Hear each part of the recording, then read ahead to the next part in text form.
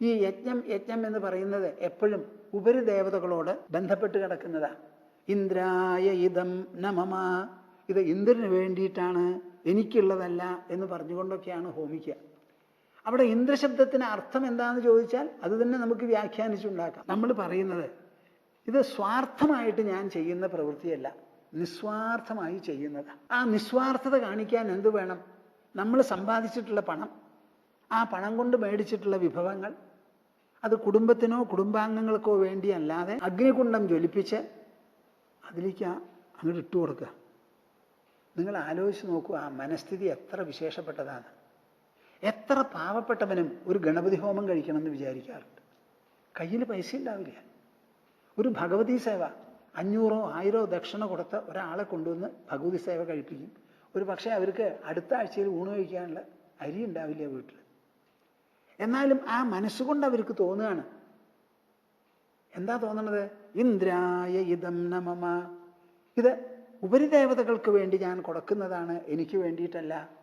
അങ്ങനെ കൊടുക്കാനുള്ള ഒരു തോന്നൽ നമുക്കുണ്ടല്ലോ, അത് വല്ല വിധവും കൊടുത്തു എന്നല്ല, അഗ്നിയിൽ ഹോമിച്ചത് വെണ്ണീറായി പോണം, ഒരാൾക്കും കിട്ടാതെ. അപ്പോഴാണ് സമാധാനം. നമ്മൾ സമ്പാദിച്ചിട്ടുള്ള സ്വത്ത് ഇങ്ങനെ ദൈവത്തിൻ്റെ പേര് പറഞ്ഞ് കൊടുക്കാനുള്ളൊരു മനസ്ഥിതി നമുക്ക് വന്നാൽ ആ മനസ്ഥിതിയുടെ മുൻപിൽ പ്രണമിക്കാനേ നമുക്ക് പറ്റുള്ളൂ. പ്രണമിക്കാനേ നമുക്ക് പറ്റുള്ളൂ. ഒന്നും കുറ്റം പറയണ്ട. അതിൽ പലതരത്തിലുള്ള അവതാളങ്ങളോ കൽമഷതകളോ ഒക്കെ വന്നു എന്ന് വരാം, കൽമഷങ്ങളോ വന്നു എന്ന് വരാം. അത് കാര്യം വേറെ. ഒരു പദ്ധതി ആവിഷ്കരിക്കുമ്പോൾ ആ ആവിഷ്കരിക്കുന്ന ആളുടെ മനസ്സിൽ നല്ല ഉദ്ദേശങ്ങളും ലക്ഷ്യങ്ങളും ഉണ്ടാവും. ആ ലക്ഷ്യങ്ങളൊക്കെ അങ്ങനെ അല്ലാതെ നടക്കണതോ അത് മനുഷ്യന്റെ ദുഷിപ്പാണ്. അപ്പം മനുഷ്യന്റെ ദുഷിപ്പ് എല്ലാ സ്ഥലത്തും ഉണ്ടാവും. അത് യജ്ഞ മേഖലയിലും നിങ്ങൾക്ക് കാണാൻ പറ്റും. അതുകൊണ്ട് യജ്ഞത്തിന് പിഴവുണ്ട് എന്ന് പറയാൻ പറ്റില്ല. ദേവന്മാരെ ഈ യജ്ഞങ്ങൾ വഴി നിങ്ങൾ തൃപ്തിപ്പെടുത്തൂ. അപ്പോഴോ തൃപ്തിപ്പെട്ട ആ ദേവന്മാർ നിങ്ങളെയും തൃപ്തിപ്പെടുത്തും. അങ്ങനെയാണല്ലോ. Every action has an opposite and equal reaction. നമ്മൾ ഭഗവത് തൃപ്തിക്ക് വേണ്ടി ഒരു പ്രവൃത്തി ചെയ്താൽ ഭഗവാൻ സന്തുഷ്ടനായാൽ ആ സന്തുഷ്ടനായ ഭഗവാൻ, ഓ നീ എന്നെ തൃപ്തിപ്പെടുത്തിയല്ലോ, കൃതജ്ഞനായിരിക്കില്ല അദ്ദേഹം. കൃതജ്ഞതയോടുകൂടി നിനക്ക് എന്തു വേണം എന്ന് ചോദിക്കും. ഇപ്പം നമ്മളെ അതിഥി പയോവ്രതം അനുഷ്ഠിച്ചു. ആരും അറിയാതെ ഒരു മുറിയിൽ നിലത്ത് കിടന്ന് പാല് മാത്രം കഴിച്ച് ഒരു പക്ഷം അങ്ങോട്ട് കഴിഞ്ഞപ്പോൾ മഹാവിഷ്ണു പ്രത്യക്ഷപ്പെട്ടു. എന്താ വേണ്ടേ? നിന്റെ മനസ്സിലുള്ള വിഷമം എനിക്കറിയാമെന്ന് പറഞ്ഞ് അവസാനം വാമനനായി ജനിച്ച് മഹാബലിയെ നേരിട്ട് സർവ്വകാര്യങ്ങളും തയ്യാറാക്കി. എന്താ അതിനർത്ഥം? ഇതുമാതിരിയാ സംഭവിക്കുകയെന്ന്. ദേവാൻ ഭാവയതാനേന തേ ദേവാ ഭാവയന്തു വഹ പരസ്പരം ഭാവയന്തഃ ശ്രേയഃ പരമവാപ്സ്യത. അങ്ങനെ ഉപരിശക്തികളെ നിങ്ങൾ പ്രീതിപ്പെടുത്തി ആ ഉപരിശക്തികൾ നിങ്ങളെയും അനുഗ്രഹിച്ച് അന്യോന്യതയോടുകൂടി നിങ്ങൾ അങ്ങടും കൊടുക്കൂ, അവരിങ്ങടും തരും. അങ്ങനെ പരസ്പരം സന്തോഷിപ്പിച്ചുകൊണ്ട് ശ്രേയഃ പരമവാപ്സ്യത. മനുഷ്യ ജീവിതത്തിൽ ഏറ്റവും ശ്രേയസ്കരമായിട്ടുള്ളത് എന്തോ അവിടം വരെ നിങ്ങൾ ക്ലൈംബ് ചെയ്ത് കയറി പോയി ആ ശ്രേയസ് നിങ്ങളുടെ ജീവിതത്തിൽ ഉണ്ടാകട്ടെ. അപ്പം യജ്ഞം എന്നുള്ളത് വലിയൊരു സങ്കല്പമാണ്. ആ യജ്ഞാനുഷ്ഠാനം കൊണ്ട് നാം ഉദ്ദേശിക്കുന്നത് ജീവിതത്തിൽ ശ്രേയഃപ്രാപ്തിയാണ്. തിന്ന് മുടിച്ചു, അവസാനം തിന്നാൻ വയ്യാതെയായി എല്ലാവരെയും കഷ്ടപ്പെടുത്തി നമ്മൾ ഇവിടുന്ന് പോയി. നന്നാവോ ജീവിതം? നമ്മൾ ചിരിച്ചുകൊണ്ട് ജീവിക്കണം, സന്തോഷത്തോടു കൂടി ജീവിക്കണം, സമാധാനത്തോടു കൂടി ജീവിക്കണം. അതാത് കാലത്ത് അതാത് വയസ്സിൽ അതാത് അവസ്ഥയിൽ ചെയ്യേണ്ടത് എന്തോ അത് മുഴുവനും ചെയ്യണം. അവസാനം നമ്മൾ സന്തോഷത്തോടു കൂടി വിരമിച്ചു പോകണം. അല്ലാതെ കരഞ്ഞുകൊണ്ടോ വയ്യാവലിയോടുകൂടിയോ നിരാശ കൊണ്ടോ എൻ്റെ മക്കൾ നന്നായില്ല, എന്നെ അവൻ ചതിച്ചു ഇവൻ ചതിച്ചു, അടുത്ത ജന്മത്തിലെങ്കിലും നോക്കട്ടെ, ഇങ്ങനെയുള്ള വാക്കൊന്നും പറഞ്ഞു പോകാൻ പാടില്ല. ഈ ഗാനമൊന്നും അല്ല നമുക്ക് വേണ്ടത്. ജീവിതത്തെ സുന്ദരവും സുഭഗമാക്കാനുമുള്ള വഴികൾ നമുക്ക് ധാരാളമുണ്ട്. അതാണ് നമ്മുടെ ശാസ്ത്രസമ്പത്ത്. പരസ്പരം ഭാവയന്തഃ ശ്രേയഃ പരമവാപ്സ്യത. ഇഷ്ടാൻ ഭോഗാൻ ഹി വോ ദേവ ദാസ്യന്തേ യജ്ഞഭാവിതാഃ തൈർദത്താൻ അപ്രദായേഭ്യോ യോ ഭുങ്ക്തേ സ്തേനയേവ സഹ. ഒരു പക്ഷേ എൻ്റെ പ്രേക്ഷകന്മാരെല്ലാവരും ഇത് ഹൃദയം തുറന്ന് സ്വീകരിക്കും. പക്ഷേ ഭൂമാനന്ദ സ്വാമിയുടെ ഉള്ളിൽ നിങ്ങൾ മാത്രമല്ല, ഇവിടെ ബാഹ്യമായി നിൽക്കുന്ന ഒരു വകുപ്പുകാരുണ്ട്. അവരിത് എങ്ങനെ സ്വീകരിക്കും എന്നുള്ളത് എൻ്റെ മനസ്സിൽ വളരെയധികം ആലോചനയാണ്. നിങ്ങൾ മനസ്സിലാക്കണം, കേരളത്തിൽ ബഹുഭൂരിപക്ഷം ഹിന്ദുക്കളും ഇടതുപക്ഷത്തിലാണ്. നിങ്ങൾ ആരെങ്കിലും ആലോചിച്ചിട്ടുണ്ടോ ഈ ചരിത്രം? ബഹുഭൂരിപക്ഷം വരുന്നവര് ഇടതുപക്ഷത്തിലാണ്. അപ്പോൾ ഇടതുപക്ഷം എന്ന് പറയുന്ന പക്ഷത്തെ ബാക്കി എല്ലാവരും ഒരു രാഷ്ട്രീയ പ്രത്യയശാസ്ത്ര വക്താക്കളായി കാണുന്നുണ്ടാവും. ഭൂമാനന്ദ സ്വാമി അങ്ങനെ കാണുന്നില്ല. അവരുടെ രാഷ്ട്രീയ പ്രത്യയശാസ്ത്രം എന്തോ ആയിക്കോട്ടെ, അവരെല്ലാവരും ഇവിടെ ഹിന്ദുക്കളുടെ ഭൂരിപക്ഷമുള്ളവരാ. ഇലക്ഷൻ സമീപകാലത്ത് നടന്നതാണല്ലോ. ആ നടക്കുമ്പോൾ സ്ഥാനാർത്ഥികൾ ചിലരൊക്കെ എന്നെ വന്ന് കാണാറുണ്ട്. സ്വാമിജി അനുഗ്രഹം വേണമെന്ന് പറയും. ചിലർ അനുഗ്രഹം എന്നുള്ള വാക്ക് ഉപയോഗിക്കില്ല, സ്വാമിജിയുടെ ശുഭാശംസ വേണമെന്ന് പറയും. അങ്ങനെ പലതരത്തിൽ സംസാരിക്കാറുണ്ട്. ആര് വന്നാലും ഞങ്ങൾ സ്വാഗതം ചെയ്യും, അവരോട് സംസാരിക്കും, അവരുടെ കാര്യങ്ങൾ പറയും. അപ്പോൾ ഈ ഇലക്ഷൻ്റെ കാലത്ത് ഇടയ്ക്കിടയ്ക്ക് അവരിവിടെ വരുമ്പോൾ സംസാരിക്കും. ആ സംസാരിച്ചപ്പോൾ ഞാൻ പറഞ്ഞു, നിങ്ങളൊരു കാര്യം മനസ്സിലാക്കണം. ഈ കേരളത്തിൽ ഇടതുപക്ഷത്തിന് കിട്ടുന്ന വോട്ട് മുഴുവനും ഹിന്ദുക്കളുടെ കയ്യിൽ നിന്നാണ് ബഹുഭൂരിപക്ഷം. മാത്രമല്ല, ഹിന്ദുക്കളുടെ ബഹുഭൂരിപക്ഷം ജനങ്ങൾ ഇവിടെ ഇടതുപക്ഷത്തിലാണെന്ന്. ബാക്കി വലതുപക്ഷക്കാർക്ക് വളരെ ചുരുക്കം ശതമാനേ ഹിന്ദുക്കളുടെ ഉള്ളൂ. ഇത് നിങ്ങൾ മനസ്സിലാക്കുന്നുണ്ടോ? ഉവ്വ്. അപ്പോൾ ഇടതുപക്ഷത്തിലെ ഭൂരിപക്ഷം ഹിന്ദുക്കളും നിങ്ങളുടെ പക്ഷത്തിലാണെങ്കിൽ ആ ഹിന്ദു സമാജത്തോട് നിങ്ങൾക്ക് എന്തായിരിക്കണം മനോഭാവം എന്ന് എന്നോടൊന്ന് പറയൂ. പിന്നെ നമ്മുടെ ഹൈന്ദവ പ്രത്യയശാസ്ത്രമുണ്ടല്ലോ, ആ പ്രത്യയശാസ്ത്രം നിങ്ങൾ വിചാരിക്കുന്ന മാതിരി കുറേ ക്ഷേത്രവും കുറേ ആരാധനയും കുറേ പൂജയിലും പുഷ്പത്തിലും അല്ല. നമുക്ക് അതിമഹത്തായിരിക്കുന്ന വേദാന്തം, വേദശാസ്ത്രമുണ്ട്, ഇതിഹാസമുണ്ട്, പല തത്വശാസ്ത്രങ്ങളുമുണ്ട്. അതിൽ പ്രധാനപ്പെട്ടത് ഏതാ? ഉപനിഷത്തുകൾ 1, ബ്രഹ്മസൂത്രം 2, ഭഗവത്ഗീത 3. ഭഗവത്ഗീത എന്ന് പറയുന്നത് എന്താ? പടക്കളത്തിൽ വെച്ച് പടയാളികൾ തമ്മിൽ നടന്ന സംവാദമാണ്. പട ചെയ്യിക്കാൻ വേണ്ടി പറഞ്ഞതാ. അതിലെവിടെയാ ദൈവം? എവിടെയാ അത്? റിലിജൻ എന്ന് നിങ്ങൾ എങ്ങനെയാ പറയുക? അത് തികച്ചും സെക്കുലറായിട്ടുള്ള മതനിരപേക്ഷമായിട്ടുള്ള ഒരു സംവാദമല്ലേ ആയിരുന്നു. അതിലെ പല ചിന്താഗതികളും കൃഷ്ണനെ സമന്വയിപ്പിച്ച് സംസാരിക്കേണ്ടി വന്നതുകൊണ്ട് ചിലതൊക്കെ എടുത്തു എന്നേ ഉള്ളൂ. ആ ഹൈന്ദവ സിദ്ധാന്തത്തിൽ പറയണത് എന്താ? ആദ്യം ബ്രഹ്മചാരിയായി ബ്രഹ്മചര്യത്തിൽ വേണ്ടതുപോലെ പഠിക്കൂന്ന്. എന്താ ഈ ബ്രഹ്മചര്യത്തിൽ എന്ന് പറഞ്ഞ അർത്ഥം? വിവാഹം കഴിച്ച് ഒരു വിവാഹബന്ധം ഉണ്ടാകുന്നത് വരെ വിപരീത ലിംഗക്കാരോട് ഒരു തരത്തിലുള്ള ദേഹസാമീപ്യവും പുലർത്തരുത്. ഇതാണ് ബ്രഹ്മചര്യം. ഈ ബ്രഹ്മചര്യം എല്ലാ കുട്ടികൾക്കും വേണ്ടേ? അതോ സ്കൂളിൽ പോയിട്ട് കല്യാണകാര്യം ആലോചിക്കാൻ പറ്റുമോ? അപ്പോൾ ബ്രഹ്മചര്യം അനുഷ്ഠിച്ച് പഠിക്കുക. ആ പഠിക്കണത് ആവശ്യമല്ലേ? അത് കഴിഞ്ഞാൽ വിവാഹം 2. ഗാർഹസ്ഥ്യം, അതിനോട് നിങ്ങൾക്ക് എതിർപ്പുണ്ടോ? ഇല്ല. ഇത് രണ്ടും കഴിഞ്ഞ് കുട്ടികൾക്ക് പ്രായമായാൽ എല്ലാവരോടും പറയണത് എന്താ? സന്യാസിമാരോട് പറയണതല്ലാതെ ഗൃഹസ്ഥന്മാരോട് പറയണതാ. പ്രായമൂപ്പ് വന്നു എന്നുണ്ടെങ്കിൽ കുട്ടികളെ ഗൃഹഭരണം ഏൽപ്പിച്ച് നിങ്ങൾ പുറത്തേക്ക് അങ്ങോട്ട് കിടക്കൂ, മതി, ഇനി സമ്പാദ്യം വേണ്ട, റിട്ടയർ ചെയ്തു, നാളേക്ക് എന്ന് പറഞ്ഞ് സാധനങ്ങൾ എടുത്തു വെക്കരുത്. ഒരു ഗൃഹസ്ഥനായിരിക്കുമ്പോൾ പല ചുമതലകളും നിങ്ങൾക്ക് നിർവഹിക്കേണ്ടി വരും.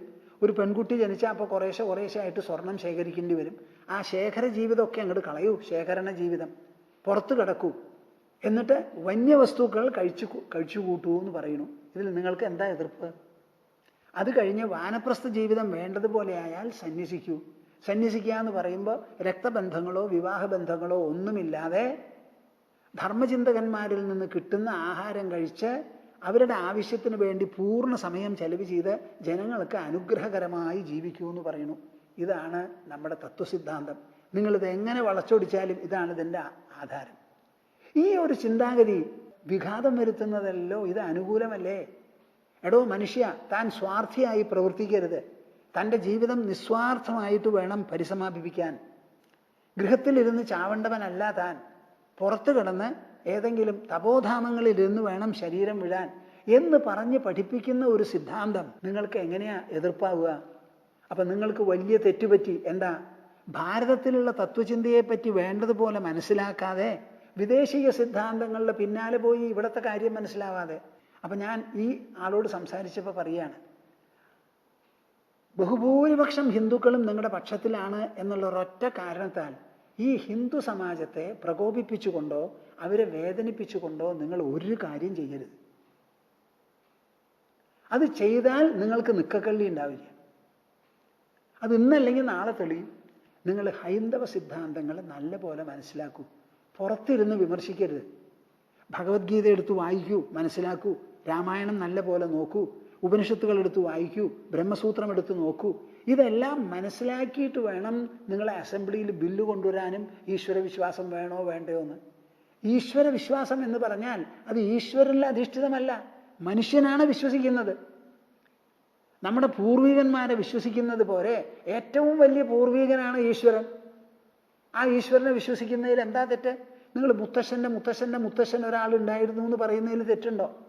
അപ്പം ആ ഈശ്വര വിശ്വാസം എങ്ങനെ കൈകാര്യം ചെയ്യുന്നു? വിശ്വാസം മനുഷ്യനാണ്, അത് പുലർത്തുന്നത് മനുഷ്യനാണ്. ആ വിശ്വാസത്തിൻ്റെ വെളിച്ചത്തിലും നയത്തിലും നിർദ്ദേശത്തിലും പ്രവർത്തിക്കുന്നത് മനുഷ്യനാണ്. ഇവിടെ എവിടെ വന്നു ഈശ്വരൻ? നമ്മൾ ഈശ്വരനെ വിശ്വസിക്കണമെന്ന് മാത്രമേ ഉള്ളൂ.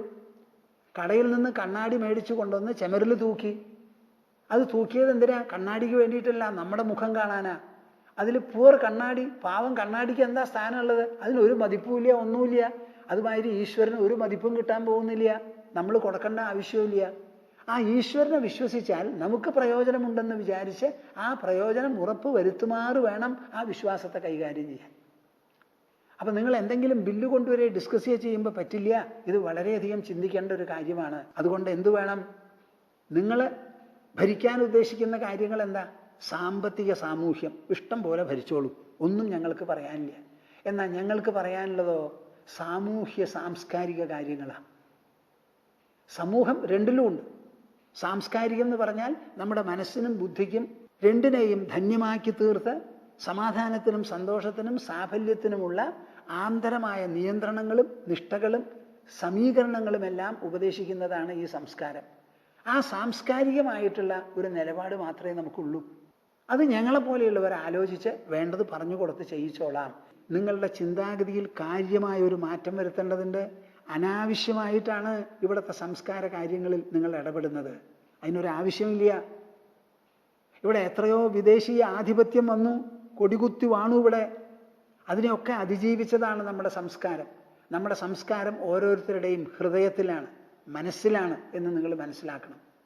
മനുഷ്യനിൽ വിശ്വാസമുള്ളത് കൊണ്ടാണ് ഈശ്വര ദേവാലയങ്ങൾ അവിടെ ഉണ്ടാവുന്നത്. അവിടെ ആരാധനയ്ക്ക് വേണ്ട ഭക്തി ധാരാളം ഉണ്ടാവട്ടെ, സംസ്കാരം ധാരാളം ഉണ്ടാകട്ടെ, മനുഷ്യരെ പഠിപ്പിക്കാൻ എന്തെല്ലാം വേണോ അതൊക്കെ നടക്കട്ടെ. നമുക്ക് ആരാധിക്കാനായിട്ട് അവിടെ വെറും കറുത്ത നിറത്തിലുള്ള ഒരു കല്ല് മാത്രമേ നഗ്നമായിട്ട് പാടുള്ളൂ. അതിന് ദിവസേന ചാർത്തേണ്ടത് പുതിയതായിട്ട് തീർത്ത പുഷ്പങ്ങൾ ആഞ്ഞുവെടുപ്പാക്കി മാലയാക്കി ചാർത്തുക. ആ പുഷ്പങ്ങൾ കൊണ്ട് അർച്ചന നടത്തുക. പിറ്റേ ദിവസം അത് നിർമാല്യമായി എടുത്തു മാറ്റുക. ആ ബിംബത്തിന് ഒരു സ്വർണ്ണാഭരണത്തിൻ്റെ ആവശ്യമില്ല. ഇനി നിങ്ങൾക്ക് തോന്നിയെന്നുണ്ടെങ്കിൽ 1 2 1/2 കിലോ വരെയുള്ള സ്വർണം, 1 കിലോ വരെയുള്ള സ്വർണം ചാർത്തിക്കോളും. അത് വിട്ട് ഒരിക്കലും ഒരു സ്വർണ്ണ നിക്ഷേപം ഒരു കലവറയിൽ ഉണ്ടാവരുത്. നമ്മുടെ ഇടയിൽ ചിന്തകന്മാരില്ലേ, അറിവുള്ളവരില്ലേ? സർവശാസ്ത്രവും എഴുതിയത് പൂർവികന്മാർ, മനുഷ്യരാണല്ലോ. 2 കണ്ണന്മാര്, 2 കയ്യന്മാര്, 2 കാലന്മാര്, ഒരു ബുദ്ധിയുള്ളവര്, ഒരു മനസ്സുള്ളവര്, ഒരു നാവുള്ളവരാ എഴുതിയിരിക്കണ ശാസ്ത്രം മുഴുവനും. ഒരു ശാസ്ത്രവും ദൈവത്തിൽ നിന്ന് വന്നിട്ടില്ല. ആ ശാസ്ത്രത്തിന് കൈകാര്യം ചെയ്യാത്ത മേഖലയില്ല, കൈകാര്യം ചെയ്യാത്ത ഡയമെൻഷൻ മാനങ്ങളില്ല. എന്നിട്ട് നിങ്ങളെല്ലാവരും കൂടി അറിവില്ലാതെ എന്തു പറഞ്ഞു? ആ കലവറ തുറന്നാൽ കേട്, ഈ കലവറ തുറന്നാൽ കേട്. ആരുടെ കലവറയാണ് നിങ്ങൾ തുറക്കണത്? മനുഷ്യൻ കെട്ടിയത്. ബിംബം നമ്മൾ പ്രതിഷ്ഠിച്ചതാ. അതിന് കേടുപാടുകളുണ്ടോ, അതിൻ്റെ ചോട്ടിൽ പുഴുവുണ്ടോ നോക്കി അത് വേണ്ടതുപോലെ ശുദ്ധീകരിക്കാനാണല്ലോ നവീകരണം. ആ ബിംബത്തിലുള്ള ചൈതന്യത്തെ ആവാഹിച്ചെടുത്ത് ജീവകലശത്തിലാക്കി അവസാനം ആ ബിംബം പുഴക്കി പരിശോധിച്ച് രണ്ടാമത് സ്ഥാപിച്ച് ഈ ജീവകലശം തിരിച്ചാടി പോരാത്തതൊക്കെ ചെയ്യുന്നത് നമ്മളാണല്ലോ. അപ്പം ആ ബിംബം വരെ ഇളക്കാൻ നമുക്ക് അധികാരവും ആവശ്യവും ഉണ്ടെങ്കിൽ ആ ബിംബത്തിൻ്റെ പേരിൽ വന്നിട്ടുള്ള കലവറ തുറക്കാൻ അധികാരമില്ല എന്ന് പറഞ്ഞാൽ ഏത് മൂഢൻ പോലും ഇത് സമ്മതിക്കുമെന്നാണ് ഞാൻ നിങ്ങളോട് ചോദിക്കുന്നത്. കാര്യങ്ങൾ നിശ്ചയിക്കാൻ നമുക്ക് പറ്റിയില്ലെങ്കിൽ അതാണ് വഴക്കും വെക്കാണോ ആയി സുപ്രീം കോടതിയിൽ പോകേണ്ടി വരുന്നത്. തൊട്ടതൊക്കെ സുപ്രീം കോടതിയിൽ, തൊട്ടതൊക്കെയാ. നമുക്ക് അവരെങ്ങനെയാ? അവർ തീരുമാനിക്കണമെങ്കിൽ അറിവുള്ളവരെ വിളിച്ച് ചോദിക്കും. ശാസ്ത്രകാര്യങ്ങൾ അവർ ചിന്തിക്കണമെങ്കിൽ അതിന് പറ്റിയ ഒരാളെ വിളിച്ച് ചോദിച്ചിട്ടാണ് അവരും തീരുമാനിക്കുന്നത്. അപ്പോൾ സുപ്രീം കോടതിക്ക് ശാസ്ത്രോപദേഷ്ടാക്കളാവാം, നമ്മുടെ ഹിന്ദു സമാജത്തിന് ഒരു ഉപദേഷ്ടാവുമില്ല. അങ്ങനെയല്ലേ ഇപ്പോൾ വന്നിരിക്കുന്നത് നിങ്ങളുടെ ദൃഷ്ടിയിൽ? ഒന്ന് പറയുന്നപ്പാ നിങ്ങൾ. ഇതിന് മറുപടി ഉണ്ടോ പറയാൻ? വളരെ സങ്കടത്തോടു കൂടിയിട്ടാണ് ഞാൻ സംസാരിക്കുന്നത്. ഈ ഭഗവത്ഗീതയും ഈ രാമായണവും ഈ മഹാഭാരതവും നമ്മുടെ ഉപനിഷത്തുകളും വേദങ്ങളും അനവധി സൂത്രങ്ങളും സ്മൃതികളുമെല്ലാം രചിച്ച അതിമഹത്തായ ഒരു പാരമ്പര്യ പ്രഭാവ പ്രൗഢിയുള്ള ആ സമുദായത്തിൻ്റെ പിൻഗാമികളും ഉടമസ്ഥന്മാരുമായിരിക്കുന്ന നിങ്ങൾ ഇത്ര പാപ്പരന്മാരായില്ലോ എന്നൊരു സങ്കടമാണ് എൻ്റെ മനസ്സിൽ. ഇതിന് ഒരിക്കലും നമുക്ക് ക്ഷമ ഒരാളും തരില്ല. പുസ്തകം തുറന്ന് വായിക്കൂ. അതിനുവേണ്ടി റിസർച്ച് ചെയ്യണമെങ്കിൽ പഠിച്ച ആൾക്കാരെ കുറച്ച് നിയോഗിക്കൂ. ഇങ്ങനെയുള്ള സന്ദർഭങ്ങളിൽ എന്താണ് വേണ്ടതെന്ന് അല്പം ചില തന്ത്രിമാരെങ്കിലും നമ്മുടെ കേരളത്തിലുണ്ട്, കാര്യങ്ങൾ അറിയുന്നവർ, പറഞ്ഞു തരാൻ പറ്റുന്നവർ. ഞാനിതൊക്കെ പ്രസംഗവശാൽ പറയുകയാണ്. എന്തിനാ പറയണത്? ഈ യജ്ഞത്തിനുള്ള സ്ഥാനം, അതുകൊണ്ട് നമുക്ക് കിട്ടാനുള്ള കാര്യങ്ങളെക്കുറിച്ച് പറയുകയാണ്. ആ യജ്ഞം നടത്തുന്നതിനോട് എതിർപ്പുള്ള ഒരു വിഭാഗമുണ്ട്.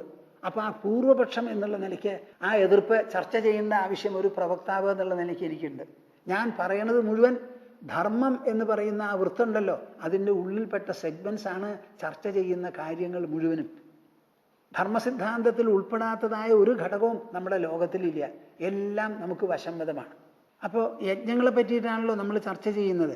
ഇഷ്ടാൻ ഭോഗാൻ ഹി വോ ദേവാഹ ദാസ്യന്തേ യജ്ഞഭാവിതാഹ. ഇഷ്ടാൻ ഭോഗാൻ ഹി വോ ദേവാഹ ദാസ്യന്തേ യജ്ഞഭാവിതാഹ. നമ്മൾ വേണ്ടതുപോലെ ഉള്ളുരുകി മനസ്സ് തുറന്ന് ഈ ലോകം മുഴുവനും ഉണ്ടായി നിലനിന്ന് നടത്തിപ്പോണത് എന്തുകൊണ്ടാണോ ആ ശക്തി, അത് മൂകമല്ല, വെറും മൂകമല്ല, അത് ബുദ്ധിശൂന്യമല്ല. നമ്മുടെ തലച്ചോറിൻ്റെ ഉള്ളിൽ ഈ മസ്തിഷ്കം ഉണ്ടല്ലോ, ആ തലച്ചോറിന് ഇത്ര ബുദ്ധി ഉണ്ടെങ്കിൽ ഈ തലച്ചോറ് എന്താ?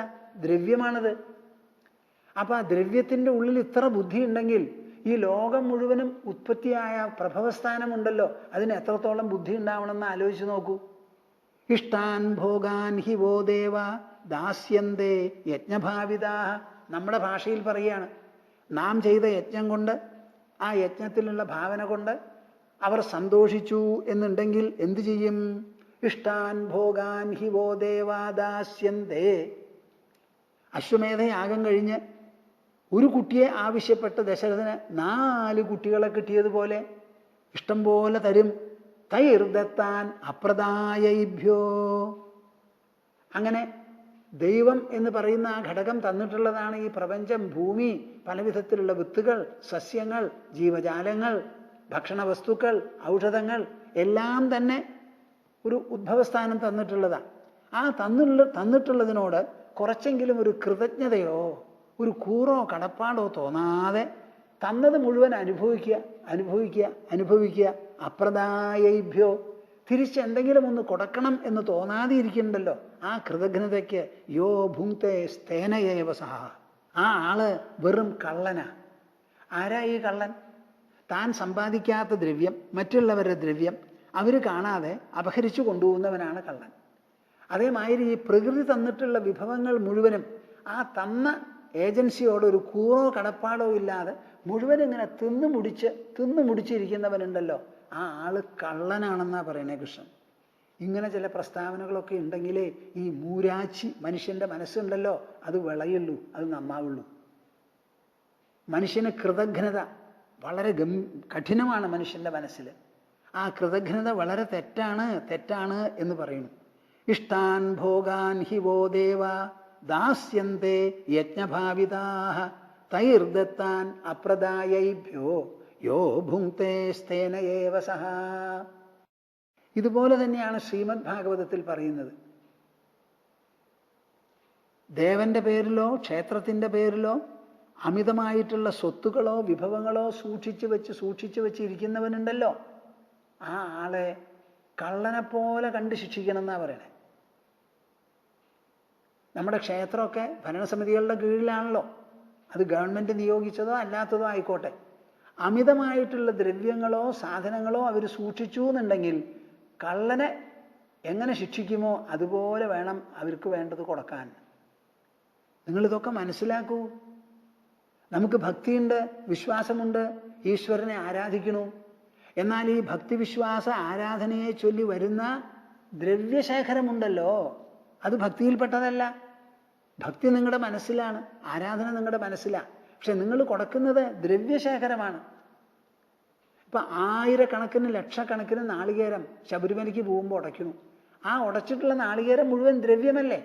അത് വേണ്ടതുപോലെ കൈകാര്യം ചെയ്ത് സമയത്തിന് ഡിസ്പോസ് ഓഫ് ചെയ്ത് പരിരക്ഷിക്കേണ്ട ഒരു ചുമതലയില്ലേ? ഭക്തന്മാർ കൊടുക്കുന്നവരല്ല അത് നോക്കുക, ബാക്കിയുള്ളവരാ നോക്കുക. അതിനുള്ള മാനദണ്ഡമാണ് ഇവിടെ പറയുന്നത്. തൈർദത്താൻ അപ്രദായേഭ്യോ യോ ഭുങ്ക്തേ സ്തേന ഏവ സഹ. ഭാഗവതത്തിൽ പറഞ്ഞത് വേറെ. ആരാണോ അമിതമായ ദ്രവ്യം സൂക്ഷിക്കുന്നത് അവർ സ്തേനനാണെന്ന്. യജ്ഞശിഷ്ടാശിനഃ സന്തോ മുച്യന്തേ സർവകിൽബിഷൈഃ ഭുഞ്ജതേ തേ ത്വഘം പാപ യേ പചന്തി ആത്മകാരണാത്. ഒരു പക്ഷേ ഭഗവത്ഗീത നിർദ്ദേശിക്കുന്ന ഉയർന്ന തലത്തിലുള്ള സാധനയും അനുഷ്ഠാനവും എല്ലാവർക്കും സാധിക്കുമെന്ന് നിങ്ങൾ വിചാരിക്കുന്നുണ്ടാവും. ശരി, അതിനെനിക്ക് വിരോധമില്ല. പക്ഷെ ഭഗവത്ഗീതയിൽ ദിനം പ്രതി സാമാന്യ ജീവിതത്തിൽ ദിനം പ്രതി അനുഷ്ഠിക്കേണ്ട ചില കാര്യങ്ങളുണ്ട്. അതെല്ലാവർക്കും ശ്രദ്ധിക്കാവുന്നതാണ്. അതിൽപ്പെട്ട ഒന്നാണിത്. യജ്ഞശിഷ്ടാശിനഃ സന്തോ മുച്യന്തേ സർവകിൽബിഷൈഃ. നമ്മുടെ ജീവിതത്തിൽ യജ്ഞത്തിനൊരു ഭാഗം, ഒരു സ്ഥാനം കൽപ്പിച്ച് എന്നും എന്തെങ്കിലും ബാക്കിയുള്ളവരെ ഓർത്തോ ഭഗവാനെ ഓർത്തോ കൊടുത്തിട്ടേ കഴിക്കൂ. എൻ്റെ പൂർവാശ്രമത്തിൽ അമ്മ ഒരു ഭക്തയായിരുന്നു. അവരുടെ ജീവിതവും ലാളിത്യവും എന്നാൽ നിർബന്ധങ്ങളുമൊക്കെ എൻ്റെ ജീവിതത്തിലും അതിലൊരു പങ്കുണ്ടാവുമല്ലോ. ജനിച്ചത് കൊണ്ടൊരു പങ്ക്, കണ്ടു വളർന്നത് കൊണ്ടൊരു പങ്ക്. അപ്പോൾ എന്തെങ്കിലും വിശേഷപ്പെട്ട ഒരു ഉടുക്കാനുള്ള ഒരു പുടവയോ എന്തെങ്കിലും ഒരു സാരി മേടിച്ചാൽ, പ്രത്യേകിച്ച് മഞ്ഞ നിറം അതിനോട് അടുപ്പുള്ളത് മേടിച്ചാൽ അമ്മ എപ്പോഴും ഒരു പൂജയൊക്കെ നടത്തി അവിടെ വച്ച് അത് മഹാലക്ഷ്മിക്കൊക്കെ കൊടുത്തതിന് ശേഷം തൃപ്തിപ്പെട്ടിട്ട് എടുത്തു കൊടുക്കുള്ളൂ. നിങ്ങൾ ആലോചിച്ച് നോക്കൂ, എന്താണ് ഇതിലെ മനോഭാവം. ഇന്നാൾ ഞാനിവിടെ വന്നവരെ ആരോടോ പറഞ്ഞു. അപ്പോൾ പറയുക, ഞങ്ങൾ അങ്ങനെയാ പതിവെന്ന്. എന്തെങ്കിലും പുതിയ വസ്ത്രങ്ങളൊക്കെ മേടിച്ചു കൊണ്ടുവന്നാൽ ആദ്യമായിട്ട് പൂജാമുറിയിൽ കൊണ്ടുപോയി ഭഗവാന് സമർപ്പിച്ചിട്ടേ ഞങ്ങൾ ഉടുക്കാറുള്ളൂ എന്ന്. എൻ്റെ കൂട്ടരെ, ഇതാണ് ഭക്തി. ഭക്തി എന്ന് പറഞ്ഞാൽ ഇതാ, എന്തെങ്കിലും മേടിച്ചുകൊണ്ട് വന്നു, ഓണാണ്, ഉടുത്തങ്ങോട്ട് ഞെളിഞ്ഞു, കണ്ണാടിയുടെ മുമ്പിൽ നിന്നു, അതല്ല ഭക്തി. ജീവിതത്തിൽ ഭഗവാനാണ് ഒന്നാം സ്ഥാനം എന്ന് നിങ്ങൾ മനസ്സിലാക്കണം. മത് കർമ്മകൃത് മത് പരമഹ. ഈശ്വരന് പ്രഥമ സ്ഥാനം കൽപ്പിച്ചു കൊടുക്കണം. നമ്മൾ ഭൂമിയിലാണ് ജീവിക്കുന്നത്. ഈ ഭൂമി നമ്മുടെ മുത്തശ്ശനുണ്ടാക്കിയതല്ല. കാറ്റുമല്ല, വെള്ളവുമല്ല, സൂര്യചന്ദ്രാദികളുമല്ല. ഇതൊക്കെ ഏതോ വിശേഷപ്പെട്ട ഒരു കാരുണ്യനിധി നമുക്ക് സമ്മാനമായി തന്നിട്ടുള്ളതാണ്. ആ സമ്മാനം തന്ന ആളോട് ഒരു കൃതജ്ഞതയും ഒരു കൂറും നിങ്ങൾക്ക് വേണം.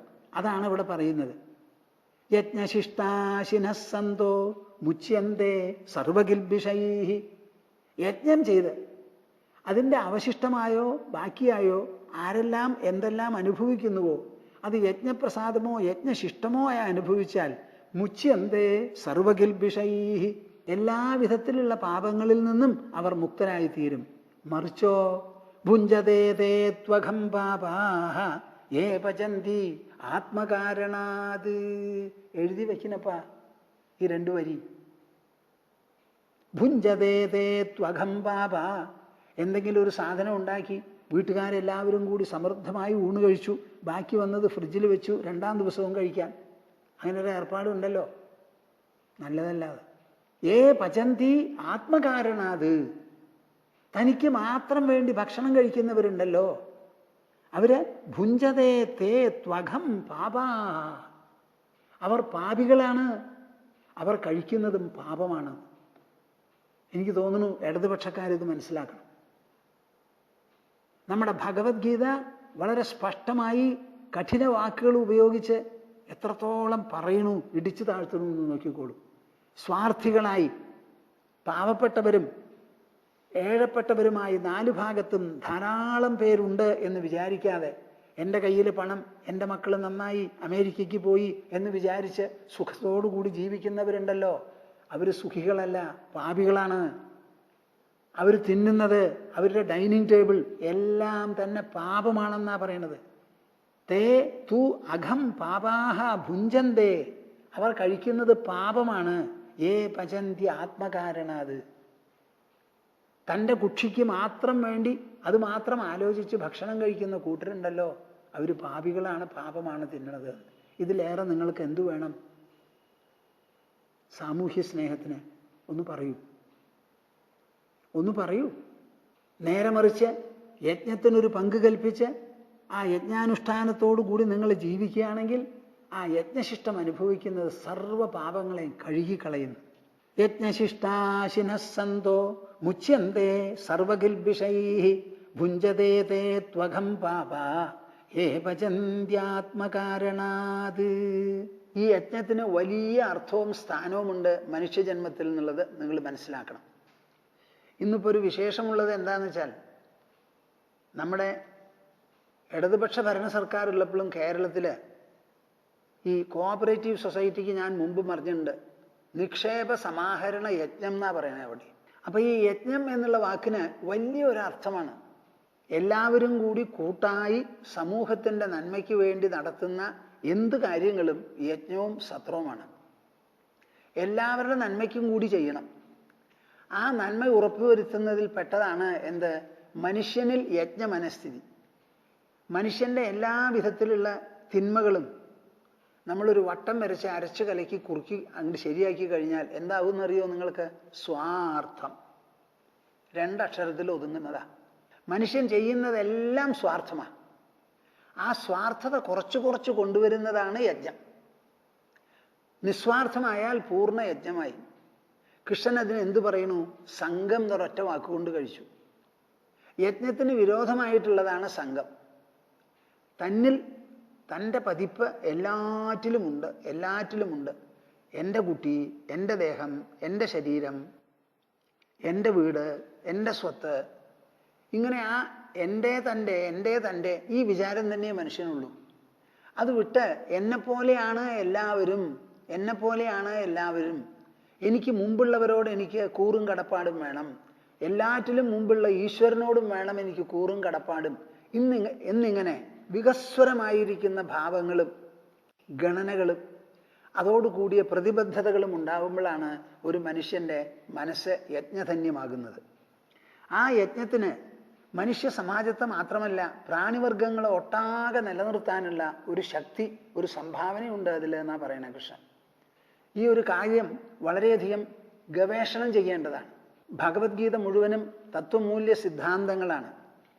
സിദ്ധാന്തങ്ങൾ എന്ന് പറയുമ്പോൾ കൂലങ്കഷമായി പരിശോധിച്ച് പരിഗണന നടത്തി വിചിന്തനം ചെയ്ത് അപഗ്രഥനം ചെയ്ത് അതിൻ്റെ അനിഷേധ്യമായിരിക്കുന്ന തത്വങ്ങളും സിദ്ധാന്തങ്ങളും പുറത്തു കൊണ്ടുവരുമ്പോഴാണ് വാസ്തവത്തിൽ നല്ല ഒരു സംസ്കാരം രൂപപ്പെടുന്നത്. നമ്മുടെ ഭാരതത്തിലുള്ള സംസ്കാരം എല്ലാ സ്ഥലത്തും അടിമുടി യുക്തിസഹമാണ്, സൈദ്ധാന്തികമാണ്. ഇനിയൊരു പ്രത്യേക ഭാഗം, ഒരു പ്രകരണം കൃഷ്ണൻ എടുത്തു പറയുകയാണ്. വളരെ ചിന്തിക്കേണ്ടതാണ്. 3-ാമത്തെ അധ്യായത്തിൻ്റെ ചില വിശേഷതകളിൽപ്പെട്ട ഒരു വിശേഷതയാണിത്.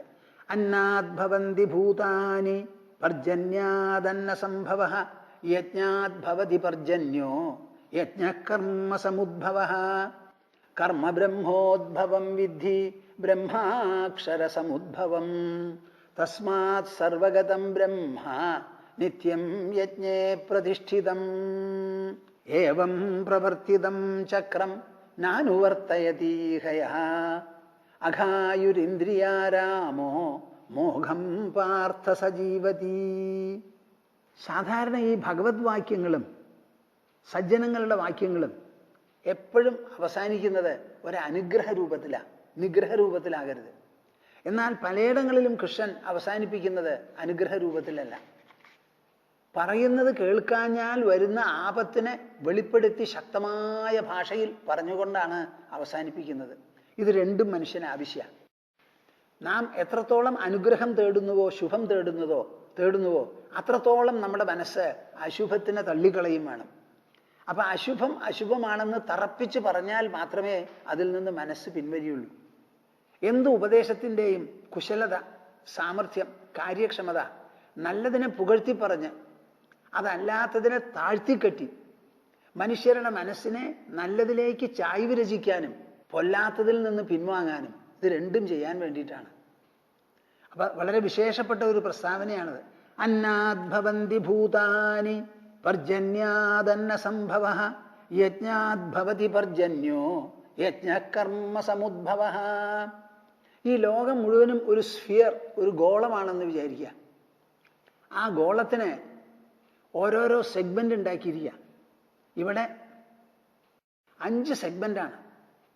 വലിയ ഒരു വൃത്തമാണല്ലോ ഈ ലോകം. അതിനെ ഒരു ഡയമീറ്റർ അങ്ങോട്ട് വരച്ചുണ്ടാക്കി 5 സെഗ്മെന്റ് ഉണ്ടാക്കി തീർക്കൂ. എന്തായിരിക്കും അത്? ഓരോ സെഗ്മെന്റും തനിയെ നിൽക്കില്ല, മറ്റതോടുകൂടി ബന്ധപ്പെട്ടതാ. ഒന്നിൽ നിന്ന് മറ്റൊന്നിലേക്ക് കിടക്കാം, ഒന്നിൽ നിന്ന് മറ്റൊന്നിലേക്ക് കിടക്കാം, ഒന്നിൽ നിന്ന് മൂന്നാമത്തതിലേക്ക് താണ്ടി കിടക്കാൻ പറ്റില്ല, രണ്ടു കൂടിയേ പോകാൻ പറ്റുള്ളൂ. അങ്ങനെ ഒരു സെഗ്മെന്റാണ് ഇവിടെ കാണിക്കുന്നത്. എങ്ങനെയാ അത്? ഒരു ചക്രം. അന്നാദ്ഭവന്തി ഭൂതാനി. ഈ ലോകത്തിൽ മനുഷ്യൻ ഒരു ജീവിയാണ്, മനുഷ്യരാശി. മനുഷ്യൻ മാത്രമല്ല, മനുഷ്യേതര പ്രാണിവർഗങ്ങളുണ്ട്, സസ്യലതാദികളും ഇവിടെയുണ്ട്. ഭൂമിയിൽ നിന്നും ജലത്തിൽ നിന്നും വായുവിൽ നിന്നും ആദ്യം പരിണമിക്കുന്നത് താഴ്ന്ന ലെവലിലുള്ള ഒരു ജീവനാണ്. താഴ്ന്ന ലെവലിലുള്ള ഒരു ജീവനാണ്. ഇപ്പൊ ജലങ്ങളിൽ ജലജന്തുക്കളുണ്ട്. ആ ജലജന്തുക്കളെ പെട്ടെന്ന് ഒരു ദിവസം ഉണ്ടായി എന്ന് നിങ്ങൾ ആരും വിചാരിക്കണ്ട. ഞാൻ നിങ്ങളോട് പറഞ്ഞോ എന്ന് എനിക്കറിയില്ല. 1973 ഞാൻ കാനഡയും അമേരിക്കയും സന്ദർശിക്കുകയുണ്ടായി.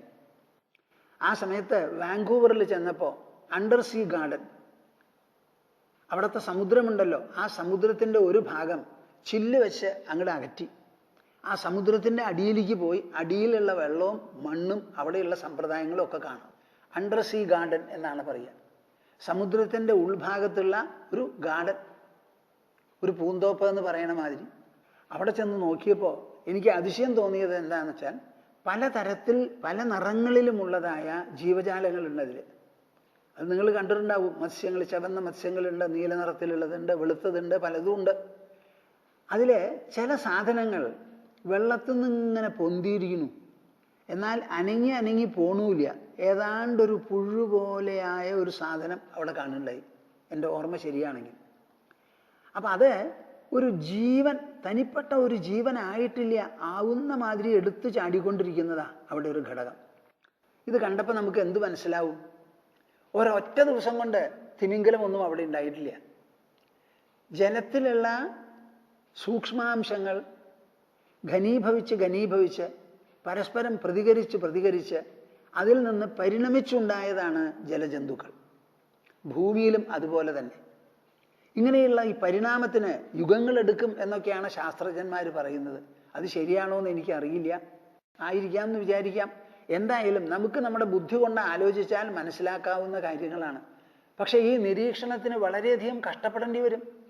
ഇപ്പൊ സമുദ്രത്തിന്റെ അടിയിൽ വെള്ളം പരിണമിച്ച് ജന്തു ആവുന്നുണ്ടോ എന്നൊരു ചോദ്യത്തിന് മറുപടി ആരാ പറയുക? സമുദ്രത്തിന്റെ ഉള്ളിൽ കഴിഞ്ഞു കൂടേണ്ടി വരും. ഇപ്പൊ ആധുനിക സമ്പ്രദായങ്ങളൊക്കെ ഉപയോഗിച്ച്, സൗകര്യങ്ങൾ ഉപയോഗിച്ച് അവർ ആ സമുദ്രത്തിന്റെ തീരത്തോടടുപ്പിച്ച് ഒരു ഭാഗം ചില്ലിട്ട് അങ്ങോട്ട് മാറ്റി നിർത്തി. അവിടേക്ക് മറ്റുള്ള സമുദ്രജലം വരില്ല. എന്നിട്ട് അവിടെ ഇലക്ട്രിസിറ്റിയൊക്കെ പൊടിച്ച് നമുക്ക് വളരെ കാണാം. അതിൻ്റെ അടിയിലുള്ള മണലുകൾ കാണാം, കല്ലുകൾ കാണാം, മറ്റ് തരികൾ കാണാം. അല്പസ്വല്പം ഈ മുത്തുകളോ പവിഴങ്ങളോ ഒക്കെ ഉണ്ടാവുന്നത് കാണാം. അങ്ങനെ എല്ലാം കാണത്തക്ക വിധത്തിൽ ഏതാണ്ടൊരു 3-4 ഇഞ്ച് നീളത്തിൽ, 5 ഇഞ്ച് നീളത്തിൽ ഒരു ജന്തു ഇങ്ങനെ ഇഴയെന്ന് തോന്നണ മാതിരി ആയിരിക്കുക. അപ്പം ഞാനിരുന്ന് ആലോചിച്ചു, ഇങ്ങനെയാണോ ഈ ജലത്തിൽ നിന്ന് ജന്തുക്കൾ ആദ്യമായി പരിണമിച്ചുണ്ടായിരിക്കുന്നത്? ഇനിയും കുറച്ചു കാലം കഴിയും അതിനൊരു സ്വയം ഒരിളക്കം വരാൻ. നിങ്ങൾ വിചാരിക്കരുത് ഈ മണ്ണാവട്ടെ വായു ആകട്ടെ ഇതെല്ലാം പെട്ടെന്ന് ടപ്പ് അങ്ങോട്ട് പ്രത്യക്ഷപ്പെട്ടു എന്ന് ആരും വിചാരിക്കരുത്. ഒക്കെ പരസ്പര പ്രതികരണമാണ്. നമുക്ക് നമ്മുടെ വേദാന്തത്തിൽ പഞ്ചീകരണം എന്നൊരു പദ്ധതിയുണ്ട്. ഞാൻ അതിനെപ്പറ്റി പറയാറേ ഇല്ല.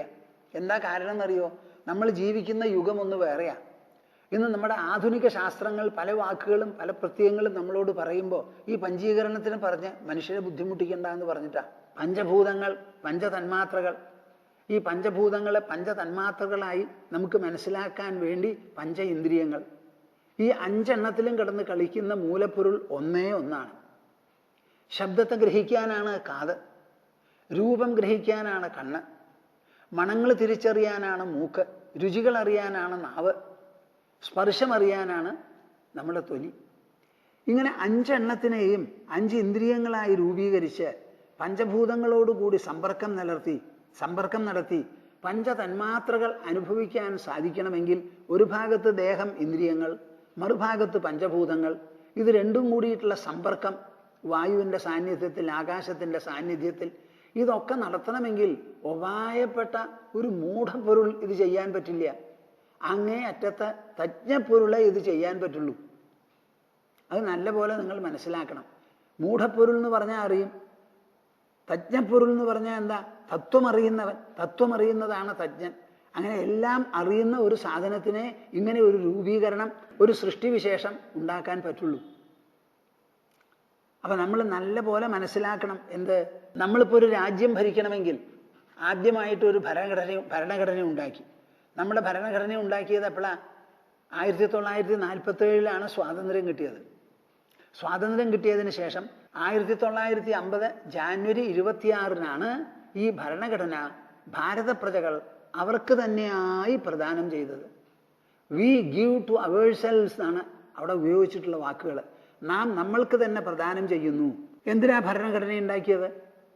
ബ്രിട്ടീഷ് ആധിപത്യത്തിൽ നിന്ന് നാം മുക്തരായി. അപ്പൊ നമുക്ക് സ്വന്തമായ അഭിലാഷങ്ങളോടുകൂടി, ആദർശങ്ങളോടുകൂടി രാജ്യത്തിനെ ഭരിക്കണം. അതിനെ ഭരിക്കണമെങ്കിൽ ഒരു വ്യവസ്ഥ വേണം. അതിന് എന്താ വ്യവസ്ഥ? ഇവിടുത്തെ പൗരനാരാ? ആ പൗരന്മാരെല്ലാവരും കൂടി ഒരു ഭരണകൂടത്തെ എങ്ങനെ തെരഞ്ഞെടുക്കണം? ആ തെരഞ്ഞെടുക്കുന്നതിൽ എത്ര വിഭാഗവും തട്ടുകളും ശ്രേണികളും ഉണ്ടാവും. അതിലൊരു കേന്ദ്രീയതയുണ്ട്. സംസ്ഥാനങ്ങൾ വ്യാപിക്കുന്ന ആ സംസ്ഥാനീയതയുമുണ്ട് അതിൽ. ഇവരെല്ലാവരും കൂടി ഒരു ഫെഡറൽ, ഒരു കൂട്ടുകെട്ട് സമ്പ്രദായത്തിൽ ഭരണമുണ്ടാക്കുമ്പോൾ അതിൽ പല ചോദ്യങ്ങളും വരും. ഓരോരുത്തർക്കുമുള്ള അവകാശം, ഓരോരുത്തർക്കുമുള്ള അധികാരം, ഓരോരുത്തർക്കുമുള്ള കടമ മാത്രം അന്ന് എഴുതിയിട്ടുണ്ടായിരുന്നില്ല. അവകാശവും അധികാരവും ഒക്കെ എഴുതി. അങ്ങനെയാ. ആ ഭരണഘടനയിൽ പല പഴുതുകളും ഉണ്ട്, പോരായി ഉണ്ടെന്ന് പറഞ്ഞ് എത്രയോ തവണ നാം അത് പുതുക്കി കഴിഞ്ഞു, അമെൻഡ് ചെയ്ത് കഴിഞ്ഞു. എന്തിനാ ഞാനിത് പറഞ്ഞത്? ഈ ലോകവും സൃഷ്ടിക്കണമെങ്കിൽ, ഉണ്ടാകണമെങ്കിൽ, അത് നിലനിന്ന് പോരണമെങ്കിൽ അതിനും വേണം ഒരു നിലനിൽപ്പ് സംവിധാനം. ആ നിലനിൽപ്പ് സംവിധാനത്തിനെയാണ് നാം പ്രകൃതി വ്യവസ്ഥകൾ, പ്രകൃതി നിയമങ്ങൾ, പ്രകൃതി രീതികൾ എന്നൊക്കെ പറയുന്നത്. ഇപ്പൊ ആകർഷണ ശക്തി ഓരോ ഗോളത്തിൻ്റെയും അങ്ങനെ ഒന്നിൽപ്പെട്ടതാണ്. നമുക്കിവിടെ മഴക്കാലത്ത് എവിടുന്നാ ഈ മഴക്കാലത്തുള്ള മഴ വരുന്നത്? എവിടുന്നാ അത് വരണത്? ഭൂമിയുടെ തിരിച്ചൽ ഇങ്ങനെയുണ്ട്. ആ തിരിച്ചലിൽപ്പെട്ട ഒരു പ്രത്യേക സ്ഥാനത്തോ ഒരു പ്രത്യേക സ്ഥിതിവിശേഷത്തിലോ എത്തുമ്പോൾ കാറ്റിൻ്റെ ഗതി അനുസരിച്ച് എവിടെയോ ഉണ്ടാവുന്ന മേഘങ്ങളെ ഇങ്ങോട്ട് പറത്തി കൊണ്ടുവന്ന് ഇവിടെ വന്ന് തണുത്ത് അവിടെ മഴ പെയ്യാം. ഈ ഭൂമി ഇതേ പ്രകാരം എല്ലാ കൊല്ലത്തിലും ചുറ്റുന്നത് കൊണ്ട് അതേമാതിരിയുള്ള മോൺസൂൺ വിൻസ് നമുക്ക് കിട്ടുകയാണ്. അതൊരു വ്യവസ്ഥയല്ലേ? നിങ്ങൾ പറയൂ. ആ വ്യവസ്ഥയ്ക്ക് അനുസരിച്ചാണല്ലോ നമ്മൾ പല സാറ്റലൈറ്റ്സിനെയും ശൂന്യാകാശത്തിലേക്ക് അയച്ചിരിക്കുന്നത്. അവിടെ എത്തിക്കുന്നത് വരെ നമ്മൾ തള്ളി വിടണം. ആ എത്തിക്കുന്ന സമയത്ത് അതിന് എന്ത് സ്പീഡുണ്ടോ ആ സ്പീഡ് അനുസരിച്ച് അതിങ്ങനെ കറങ്ങുകൊള്ളും. അത് നേരെ പോവില്ല ഒരു സ്ട്രെയിറ്റ് ലൈനിൽ. ഭൂമിക്ക് ചുറ്റും ഇങ്ങനെ കറങ്ങിക്കൊണ്ടായിരിക്കുക. അങ്ങനെ ചുറ്റും കറങ്ങുക. ഇതാണ് ലോകത്തിൻ്റെ വ്യവസ്ഥ. പരസ്പര ആകർഷണങ്ങളാണ് അതിനുള്ള കാരണം. ഓരോ ഗോളത്തിനും അതിൻ്റെതായ ആകർഷണമുണ്ട്. ആ ആകർഷണ ശക്തിക്ക് കൂടുതലും കുറവുമുണ്ട്, വ്യാപക മേഖലകളുമുണ്ട്. ഇതെല്ലാം ഒരു വ്യവസ്ഥയാണ്. ആ വ്യവസ്ഥ വൻ വ്യവസ്ഥകളുണ്ട്, ബൃഹത് വ്യവസ്ഥകൾ. അത് ചുരുങ്ങി വന്ന് മൈക്രോകോസ്മിക് എന്ന് പറയും. മൈക്രോകോസം ആകുന്നത് വരെ എന്ന് പറഞ്ഞാൽ ഒരു സെല്ലിൻ്റെ ഉള്ളിൽ വരെ വ്യവസ്ഥയാണ്. ശരീരത്തിൽ ഒരു വ്യവസ്ഥയാണ്. നമ്മുടെ ശരീരത്തിൽ രക്തം ഇങ്ങനെ ഓടിക്കൊണ്ടിരിക്കുന്നു. പക്ഷെ സാധാരണ രക്തം പുറത്തു വരാറില്ല. അതിനെയൊക്കെ അവിടെ കണ്ടെയ്ൻ ചെയ്യാനുള്ള രക്തധമനികൾ നമുക്കുണ്ട്. ഈ രക്തത്തിന് എന്തെങ്കിലും കോട്ടോ കുറവോ വന്നു, അല്ലെങ്കിൽ അത് കൂടുതൽ ലഘുത്വം വന്നു, വേറെ എന്തെങ്കിലും വന്നാൽ ചിലപ്പോൾ പൊട്ടിക്കളയും. അങ്ങനെ രക്തധമനികൾ പൊട്ടിയിട്ട് പല വിധത്തിലുള്ള കേടുണ്ടാവുന്നുണ്ടല്ലോ. ത്രോംബോസിസ് എന്ന് പറയുന്നത് എങ്ങനെയാണ്?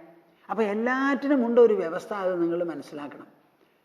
അത് എത്രത്തോളം നമുക്ക് കണ്ടും കേട്ടും പരിശോധിച്ചും കണ്ടുപിടിക്കാനാവും എന്നുള്ളതാണ് നമ്മുടെ മുൻപിലുള്ള ആഹ്വാനം, നമ്മുടെ മുമ്പിലുള്ള വെല്ലുവിളി. അതിൽ നമ്മളിപ്പം റിസർച്ച് ചെയ്തുകൊണ്ടിരിക്കുകയാണ്. അപ്പോൾ ഇതേമാതിരി റിസർച്ച് ചെയ്ത് ഉണ്ടായിരുന്ന തത്വങ്ങളെയാണ് കൃഷ്ണ പരമാത്മാവ് ഉദ്ബോധിപ്പിക്കുന്നത്. ആർക്ക്? അർജുനന്. കാര്യം യുദ്ധക്കളത്തിൽ വെച്ച് തുടങ്ങി സംവാദം. തസ്മാത് യുദ്ധ്യസ്വ ഭാരത എന്ന് പറയും ചെയ്തു. എന്നാൽ അത് വെറും യുദ്ധം ചെയ്യൂ എന്ന് പറയുന്ന വാക്കിൽ അവസാനിക്കുന്നില്ല. മനുഷ്യ ജീവിതം എങ്ങനത്തത്, ആ ജീവിതത്തിലുള്ള അടിസ്ഥാന ഘടകങ്ങൾ എന്തെല്ലാം, നിർബന്ധങ്ങൾ എന്തെല്ലാം, പ്രേരണകൾ എന്തെല്ലാം, ഇതൊക്കെ ഉണ്ടെങ്കിൽ നമ്മുടെ ലക്ഷ്യം എന്തായിരിക്കണം? നാം ചെയ്യുന്ന പ്രവൃത്തി, നാം ഭക്ഷണം കഴിക്കുന്നതും കിടന്നുറങ്ങുന്നതും എഴുന്നേൽക്കുന്നതും എല്ലാം പ്രവർത്തിക്കാൻ വേണ്ടിയിട്ടാണ്. ആ പ്രവൃത്തി ലോകത്തിൽ വല്ലാത്ത ഒരു ഘടകമാണ് എന്ന് പറഞ്ഞ് അതുകൊണ്ട് എന്തെല്ലാം സംഭവിക്കും, അതിന് എന്തെല്ലാം സ്വാധീനമുണ്ട് എന്ന് പറയുക. നിങ്ങൾ വിചാരിക്കുന്ന മാതിരി ഊണ് കഴിച്ചു ഒരു നിസ്സാര പ്രവൃത്തിയല്ല. അവിടെ പോയി ജോലി ചെയ്തു, അവസാനം മാസത്തിൽ പേ പാക്കറ്റ് കിട്ടി, മടങ്ങി വന്നു, എൻ്റെ കുടുംബം നടത്തി എന്ന് പറയുന്നതിൽ അവസാനിക്കുന്നില്ല. ഓരോരുത്തരും ചെയ്യുന്ന പ്രവൃത്തിയെ വേണ്ടതുപോലെ വിശകലനം ചെയ്ത് അതിനുള്ള ബഹുമുഖ സ്വാധീനത്തെ മനസ്സിലാക്കി എങ്ങനെയൊക്കെ അത് ലോകത്തിന് അലങ്കാരമാവുന്നു അല്ലെങ്കിൽ പ്രതികൂലമാവും എന്നൊക്കെ നമ്മൾ മനസ്സിലാക്കേണ്ടതുണ്ട്. മനുഷ്യ സമാജം നന്നാവണമെങ്കിൽ അവർക്ക് യജ്ഞമനസ്ഥിതി വേണം. എത്രത്തോളം യജ്ഞം മനുഷ്യരാശിയിൽ ഉള്ളടങ്ങുന്നുവോ അത്രത്തോളമാണ് അവർക്ക് അഭിവൃദ്ധി, അത്രത്തോളമാണ് അവർ മൂലം ഭൂമണ്ഡലത്തിലേക്ക് തന്നെ അനുഗ്രഹം പ്രവഹിക്കാൻ പോകുന്നത്. ഇതാണ് കൃഷ്ണൻ പറയുന്നത്. അതിൻ്റെ ഒരു ചക്രം വരച്ചു കാണിച്ച് പറയുകയാണ്. അന്നാദ്ഭവന്തി ഭൂതാനി പർജന്യാദന്ന സംഭവ യജ്ഞാദ്ഭവതി പർജന്യോ യജ്ഞകർമ്മ സമുദ്ഭവ. അന്നാത് ഭവന്തി ഭൂതാനി. ആരാ ഇങ്ങനെ ഒരു പ്രസ്താവന ഇറക്കിയിരിക്കുന്നത്? പല മതഗ്രന്ഥങ്ങളും എടുത്തു നോക്കൂ നിങ്ങൾ. അന്നാത്, അന്നത്തിൽ നിന്നാണ്. ഭൂതാനി ഭവന്തി, ലോകത്തിലുള്ള ഭൂതങ്ങൾ, ജീവജാലങ്ങൾ മുഴുവൻ ജനിക്കുന്നതും വളരുന്നതും അന്നാഹാരത്തിൽ നിന്നാണ്. ഈ അന്നാഹാരം എന്ന് പറയുമ്പോൾ അരി, ഗോതമ്പ് എന്ന് പറഞ്ഞ് പരിമിതപ്പെടുത്തരുത്. ഓരോന്നിനും കഴിക്കാനുള്ള ഭക്ഷണം എന്നാണ് അന്നശബ്ദം കൊണ്ട് സൂചിപ്പിക്കുന്നത്. ചെടികൾക്ക് കിട്ടുന്ന അന്നം എവിടുന്ന?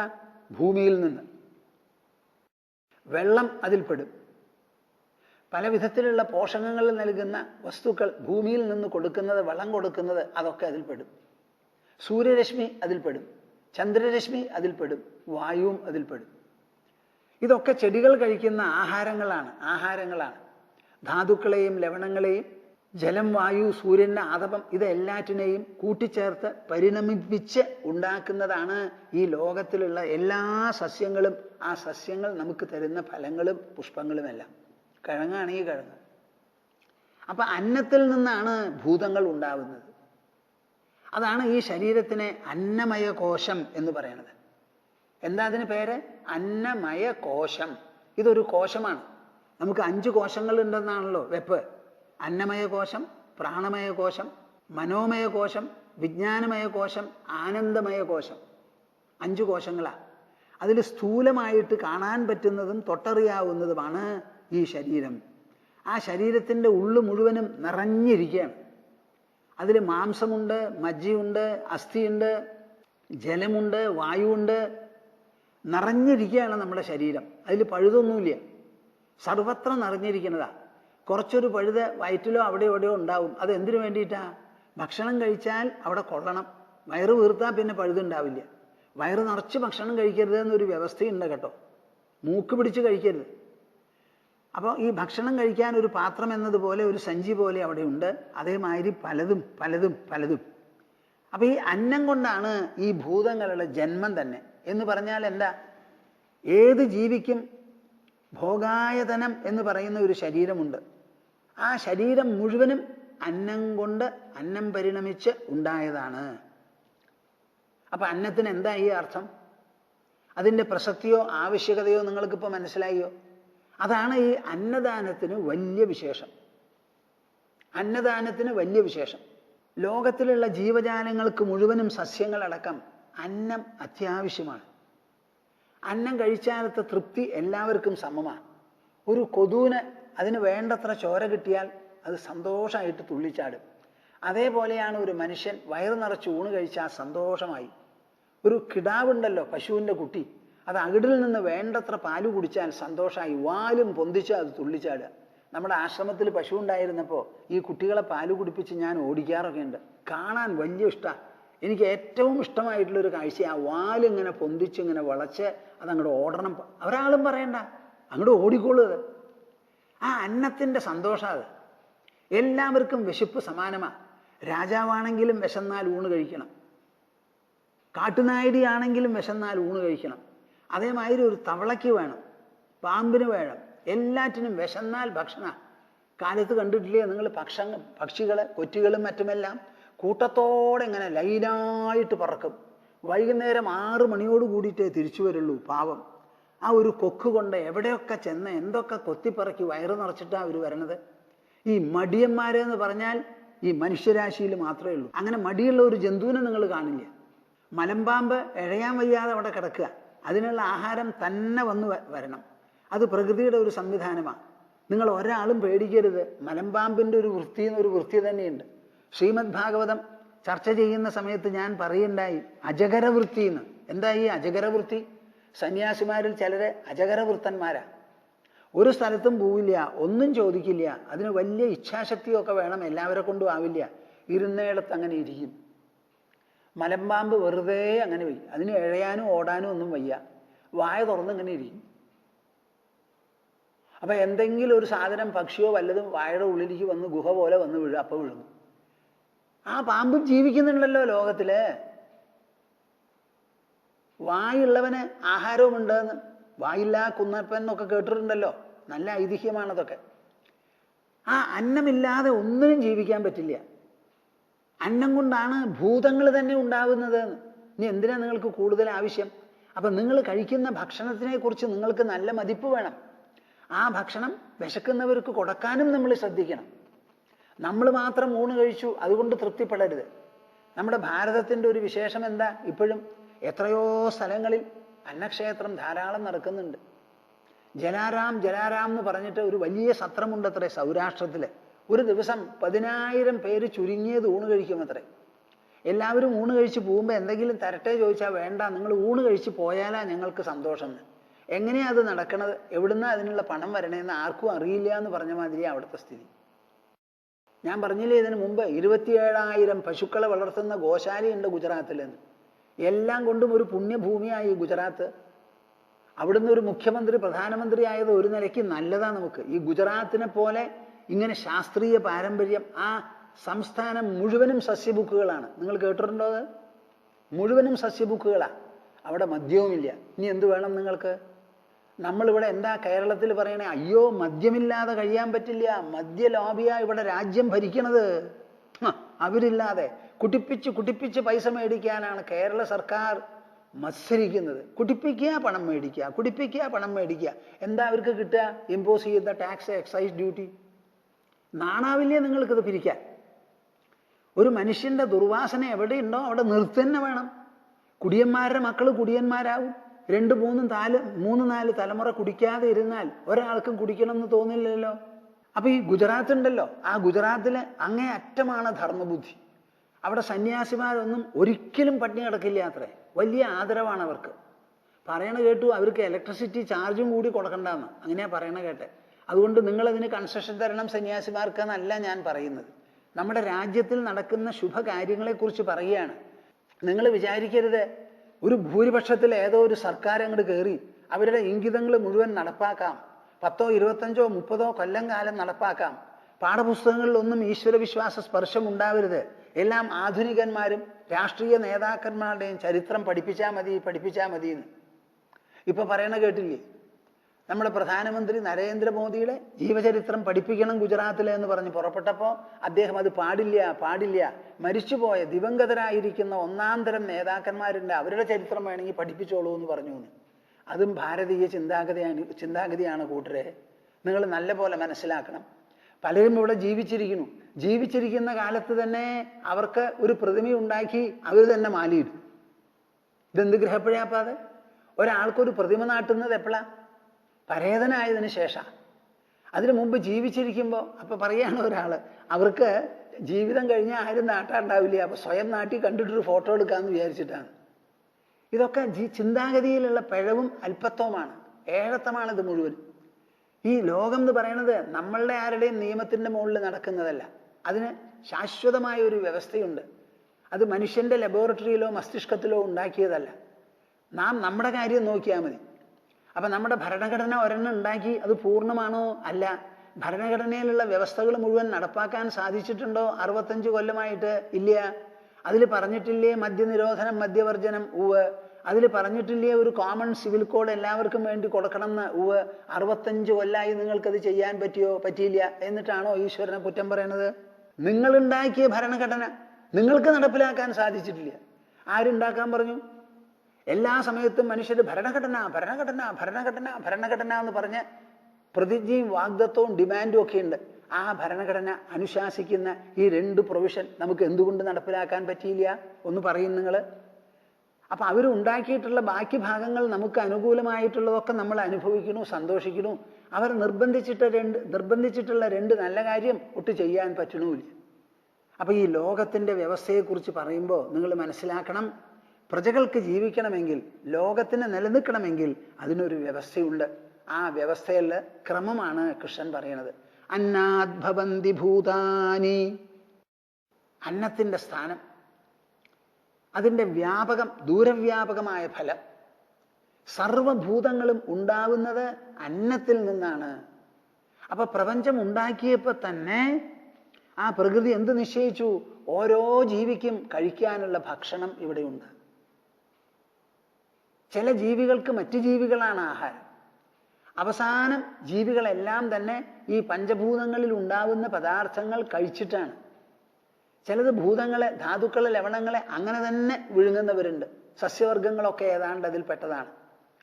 അത് ആ ധാതുക്കളെയും ലവണങ്ങളെയും തന്നിലേക്ക് ആകർഷിച്ചെടുത്ത് പരിണമിപ്പിച്ച് അതിനൊരു ജൈവ സ്വഭാവത്തോടു കൂടി നമുക്ക് തരുന്നു. അങ്ങനെ തരുന്നതാണ് നമ്മുടെ കായ്കനികളും പച്ചക്കറി വർഗ്ഗങ്ങളും മുഴുവനും. അതിൻ്റെ ഉള്ളിലുള്ളത് എന്താ? ഇരുമ്പ് സത്തുണ്ട്, ചെമ്പുണ്ട്, സ്വർണമുണ്ട്, വെള്ളിയുണ്ട്, കാർബൺ ഉണ്ട്, പലതരത്തിലുള്ള സാധനങ്ങളും ഉൾക്കൊള്ളുന്നതാണല്ലോ നമ്മുടെ വെജിറ്റബിൾസ് മുഴുവൻ. മഗ്നീഷ്യം ഉള്ളതുണ്ട്, സോഡിയം ഉള്ളതുണ്ട്. എന്ത് സാധനങ്ങളും സസ്യങ്ങളിൽ തപ്പിപ്പിടിച്ചാൽ കാണാം. പലതും നമുക്ക് അറിയാത്തതുണ്ട്. ഓരോ സസ്യവും മിനറൽസ് രൂപാന്തരപ്പെട്ടതാണ് സസ്യം. ആ രൂപാന്തരപ്പെട്ടതിന് ശേഷം മനുഷ്യനത് കഴിക്കുമ്പോൾ കുഴപ്പമുണ്ടാവില്ല. അപ്പൊ അന്നത്തിൽ നിന്നാണ് സർവഭൂതങ്ങളും ഉണ്ടാവുന്നത്. ഈ അന്നം, ആഹാരം ഉണ്ടാവണമെങ്കിൽ എന്തു വേണം? സസ്യലതാദികൾ വേണം. സസ്യമുണ്ടെങ്കിലോ അവിടെ മഴയില്ലാണ്ട് പറ്റില്ല. മരുഭൂമിയിൽ എന്താ സസ്യമില്ലാത്തത്? അതിനുള്ള കാരണം അവിടെ മഴയില്ലാത്തത് കൊണ്ടാണ്.